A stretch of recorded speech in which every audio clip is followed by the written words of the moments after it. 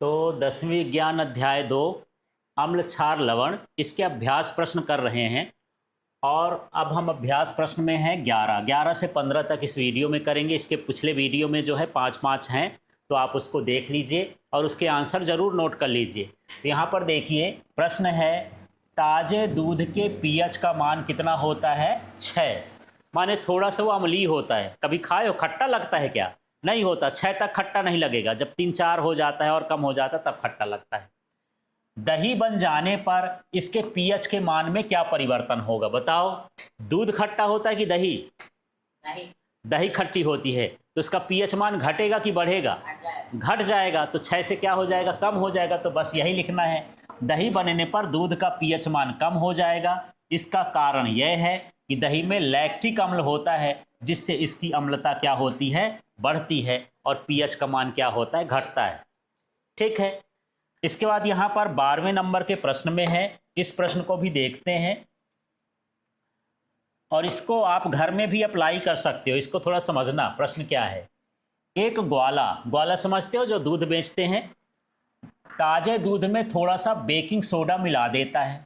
क्यों मिला देता है? क्या कारण है इसका? ए नंबर का देखिए, पीएच को 6 से बदलकर थोड़ा क्षारीय क्यों बना देता है? तो ताजे दूध का जो पीएच मान होता है 6 है, बेकिंग सोडा क्षारीय होता है, उसमें वो मिलाएंगे तो पीएच बढ़ेगा कि घटेगा? बढ़ेगा। क्षार होगा तो क्या हो जाएगा? बढ़ जाएगा। जब क्षार हो जाएगा तो दूध लंबे समय तक खराब नहीं होगा, माने खट्टा नहीं होगा, क्योंकि लैक्टिक अम्ल बनने की प्रक्रिया क्या हो जाती है? धीरे हो जाती है। तो जो ग्वाले लोग होते हैं थोड़ा सा बेकिंग सोडा मिला देते हैं, तो दूर से भी दूध लाते हैं, 3-4 घंटे का टाइम लग जाता है, तो लैक्टिक अम्ल नहीं बनेगा, तो दूध खराब नहीं होता। आपके घर में भी ऐसी कंडीशन हो जाए कि यार दूध जिसको बोलते हो फट जाता है, खराब हो जाता है, थोड़ा उसमें क्या कर सकते हो? थोड़ा सा बेकिंग सोडा डाल सकते हो, कुछ देर और चल जाएगा, जल्दी खराब नहीं होगा, क्योंकि वो क्या कर देता है? उसको क्षारीय कर देता है। अब बी नंबर का क्वेश्चन है, इस दूध को दही बनाने में अधिक समय क्यों लगता है?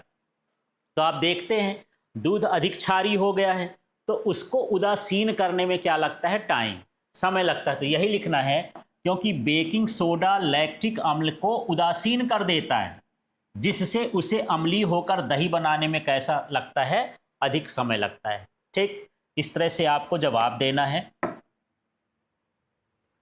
फिर 13 नंबर के क्वेश्चन में है, इस क्वेश्चन को भी समझते हैं। सब छोटे छोटे क्वेश्चन है इसमें।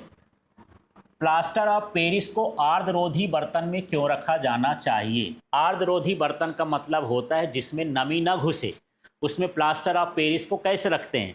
जैसे आप सीमेंट को घर में बाहर खुले में रख दो तो क्या हो जाती है? खराब हो जाती, पत्थर जैसे बन जाती है, क्योंकि वो बाहर से नमी को खींच लेता है। तो यहाँ भी प्लास्टर ऑफ पेरिस जो वातावरण होता है उससे नमी को क्या कर सकता है? खींच सकता है, और जिप्सम बन जाएगा, मानी पत्थर जैसे बन जाएगा। इसलिए हमको इसको कैसे रखना चाहिए? कैसे रखना चाहिए? आर्द्ररोधी बर्तन में। तो यही जवाब है, क्योंकि प्लास्टर ऑफ पेरिस जल को सोख करके फिर से जिप्सम में बदल जाता है और पत्थर की तरह कठोर हो जाता है, जिससे यह उपयोग के लायक नहीं रहता। इसलिए इसको आर्द्रता रोधी बर्तन में रखा जाता है, माने जिसमें नमी ना हो, इस तरह से। ठीक है। तो इसके कॉमन सेंस वाले प्रश्न हैं, इसको आप अपने से आंसर लिख सकते हो। इसके बाद प्रश्न क्रमांक 14 में देख लेते हैं। प्रश्न क्रमांक 14 है, उदासीनीकरण अभिक्रिया क्या है? 2 उदाहरण दीजिए। तो आप जानते हैं जब हम जल अम्ल को किससे मिलाते हैं? क्षार से। अम्ल को किससे मिलाते हैं? क्षार से। तो लवण और जल बनता है, तो लवण बनने की क्रिया ही क्या कहलाती है? उदासीनीकरण की अभिक्रिया। तो इसी को लिख देंगे, जब अम्ल और क्षारक आपस में अभिक्रिया करके लवण और जल बनाते हैं तो इस क्रिया को क्या कहते हैं? उदासीनीकरण। उदाहरण के लिए देख लेते हैं, 2 उदाहरण भी देना है। NaH सोडियम हाइड्रोक्साइड, हिंदी में नाम भी लिख सकते हो। ये HCl है, हाइड्रोक्लोरिक अम्ल है। इससे जब हम क्रिया करते हैं तो क्या बनता है? NaCl, सोडियम क्लोराइड बना, ये क्या बना? लवण, और ये क्या बना? जल। इसके बाद मैग्नीशियम हाइड्रोक्साइड है, ये क्षार है, और H2O4 क्या है? अम्ल है।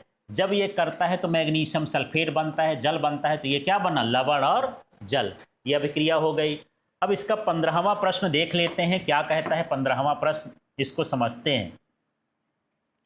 यहाँ से ये ख़त्म भी हो गया। अभ्यास का ये अंतिम प्रश्न है, धोने का सोडा एवं बेकिंग सोडा के दो दो उपयोग देना है। तो सबसे पहले धोने का सोडा, वॉशिंग सोडा जिससे आप कपड़ा धोते हो, वो पाउडर की बात कर रहे हैं, डिटर्जेंट। इसका उपयोग हम कांच उद्योग में, साबुन बनाने में, कागज उद्योग में करते हैं। एक ये पहला हो गया।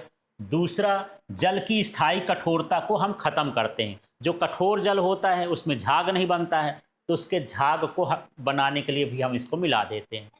इसके बाद होता है बेकिंग सोडा का उपयोग। तो रसोई में मुलायम एवं स्पंजी केक है, पकौड़े बनाने में, कोई चीज़ आप सलोनी बना रहे हैं, गुजिया बना रहे हैं, या कोई चीज़ को मुलायम करना है, तो आप थोड़ा सा उसमें बेकिंग सोडा मिला देते हो, मीठा सोडा जिसको बोलते हो, तो मुलायम हो जाता है।